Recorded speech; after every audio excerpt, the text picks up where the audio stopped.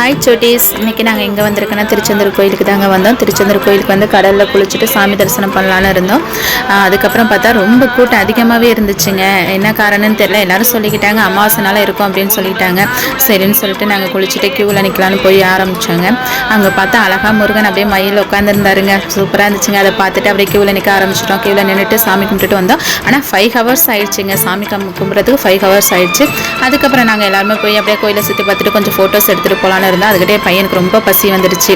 சரி வாங்க போய் சாப்பிட்டுட்டு வந்துடலான்னு சொல்லிட்டு ஒரு பக்கத்துலேயே சூப்பரான ஹோட்டலுங்க. செம்ம டேஸ்ட்டாக இருந்துச்சு சாப்பாடு. நாங்கள் காலையிலேருந்து வேறு சாப்பிட்லைங்க. சாமி தரிசனம் முடிச்சுட்டு சாப்பிட்டுக்கலான்னு இருந்தோம். அதுக்கு தகுந்த மாதிரி ஹோட்டல் செம்மையாக இருந்துச்சுங்க. சாப்பாடு செம்ம டேஸ்ட்டாக இருந்துச்சு. சாப்பிட்டு ட்ரெயினுக்கு கிளம்பிட்டோங்க. அப்புறம் பார்த்தா ரொம்ப ஃபீலிங்லேயே போயிட்டு இருந்தோம். என்ன காரணம்னா அப்படியே முருகனை விட்டுட்டு போகவே மனசு இல்லைங்க. வரும்போது எவ்வளோ ஹாப்பியாக இருந்தோமோ, ஆனால் ரிட்டர்ன் போகும்போது ரொம்ப ஃபீலிங்லேயே போயிட்டு இருந்தோம். Okay bye. ஓகே ஃப்ரெண்ட்ஸ், பாய்.